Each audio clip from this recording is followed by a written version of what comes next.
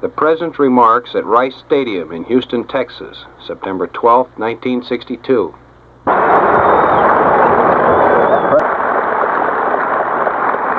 In short, our leadership in science and industry, our hopes for peace and security, our obligations to ourselves as well as others, all require us to make this effort, to solve these mysteries, to solve them for the good of all men, and to become the world's leading spacefaring nation.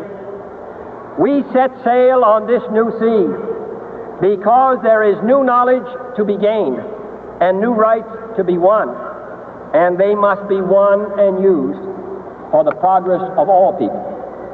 For space science, like nuclear science and all technology, has no conscience of its own. Whether it will become a force for good or ill depends on man. And only if the United States occupies a position of preeminence can we help decide whether this new ocean will be a sea of peace or a new terrifying theater of war. I do not say that we should or will go unprotected against the hostile misuse of space any more than we go unprotected against the hostile use of land or sea. But I do say that space can be explored and mastered without feeding the fires of war, without repeating the mistakes that man has made in extending his writ around this globe of ours. There is no strife, no prejudice, no national conflict in outer space as yet. Its hazards are hostile to us all. Its conquest deserves the best of all mankind, and its opportunity for peaceful cooperation may never come again. But why, some say, the moon? Why choose this as our goal? And they may well ask, why climb the highest mountain? Why, 35 years ago, fly the Atlantic? Why does Rice play Texas? We choose to go to the moon. We choose to go to the moon.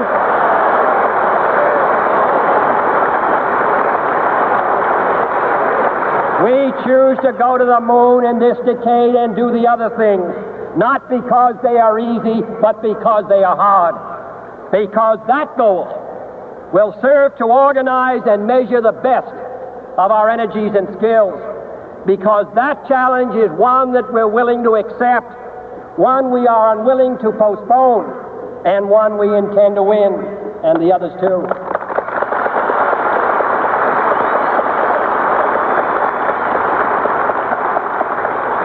It is for these reasons that I regard the decision last year to shift our efforts in space from low to high gear as among the most important decisions that will be made during my incumbency in the office of the presidency. In the last 24 hours, we have seen facilities now being created for the greatest and most complex exploration in man's history.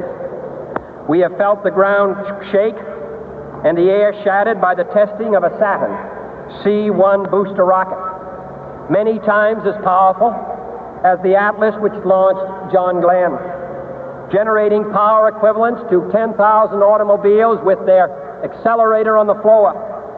We have seen the site where 5 F-1 rocket engines, each one as powerful as all 8 engines of the Saturn combined, will be clustered together to make the advanced Saturn missile, assembled in a new building to be built at Cape Canaveral, as tall as a 48-story structure, as wide as a city block, and as long as 2 lengths of this field. Within these last 19 months, at least 45 satellites have circled the Earth. Some 40 of them were made in the United States of America, and they were far more sophisticated and supplied far more knowledge to the people of the world than those of the Soviet Union. The Mariner spacecraft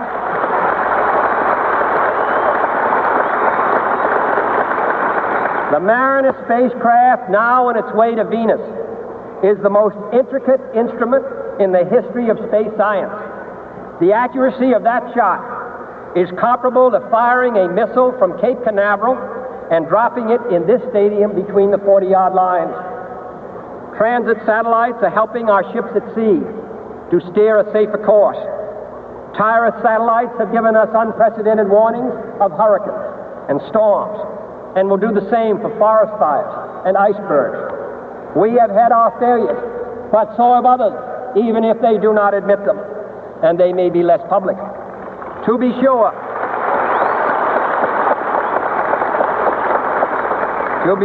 we are behind, and will be behind for some time in manned flight. But we do not intend to stay behind, and in this decade we shall make up and move ahead.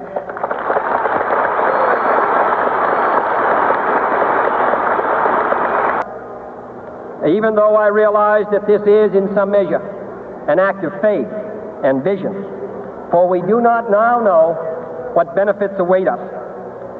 But if I were to say, my fellow citizens, that we shall send to the moon 240,000 miles away from the control station in Houston a giant rocket more than 300 feet tall, the length of this football field, made of new metal alloys, some of which have not yet been invented, capable of standing heat and stresses several times more than have ever been experienced, fitted together with a precision better than the finest watch, carrying all the equipment needed for propulsion, guidance, control, communications, food, and survival, on an untried mission to an unknown celestial body, and then return it safely to Earth, re-entering the atmosphere at speeds of over 25,000 miles per hour, causing heat about half that on the temperature of the sun, almost as hot as it is here today, and do all this,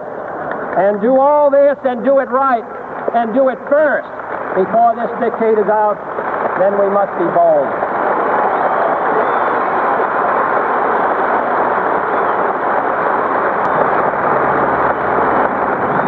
Many years ago, the great British explorer George Mallory, who was to die on Mount Everest, was asked why did he want to climb it. He said, because it is there. Well, space is there, and we're going to climb it. And the moon and the planets are there, and new hopes for knowledge and peace are there. And therefore, as we set sail, we ask God's blessing on the most hazardous and dangerous and greatest adventure on which man has ever embarked. Thank you.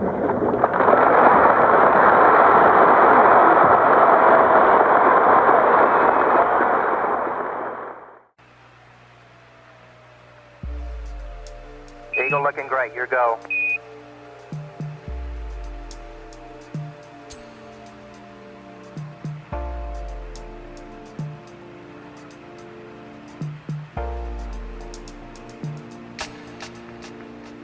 Roger, 1202, we copy it. 35 degrees. 35 degrees. 750, coming down to 23. 700 feet, 21 down. 33 degrees. 100 feet, down at 19. 540 feet, down at 30, down at 15.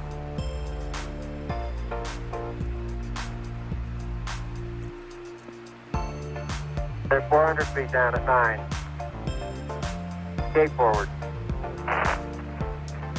150 feet, down at 4. 33 and a half down.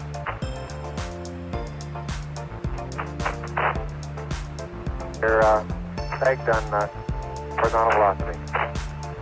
300 feet down, 3.5. 47 forward. Put up. Down 1.5 down. 70.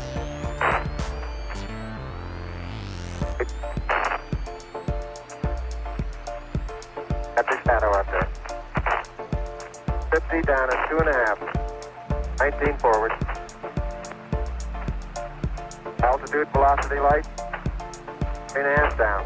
220 feet. 13 forward. 11 forward, coming down nicely. 200 feet. 4.5 down. 5.5 down. 160 feet. 6.5 down. 5.5 down. 9 forward. 20 feet. 100 feet, 3.5 down, 9 forward. 5%. 185. Okay, 75 feet. Car's looking good, down a half. 6 forward. 60 seconds. Lights on. 6. Down 2.5. Forward. Forward. Good. 40 feet down 2.5. Picking up some dust. 30 feet, 2.5 down. Straight shadow. 4 forward. 4 forward. Drift into the right a little. Down a half. 30 seconds. Forward. Good. Okay.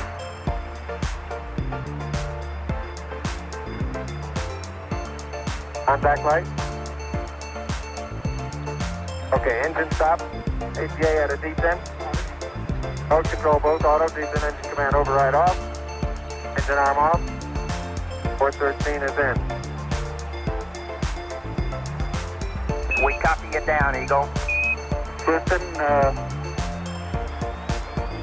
Tranquility Base here. The Eagle has landed. Roger, Tranquility. We copy you on the ground. You got a bunch of guys about to turn blue. We're breathing again. Thanks a lot.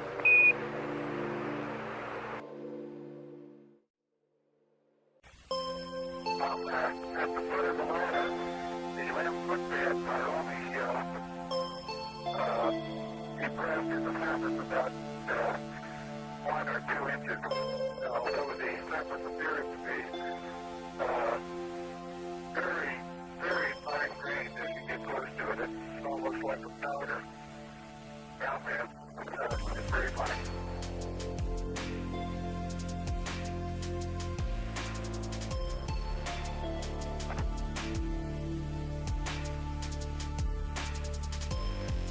I'm going to step off the limb.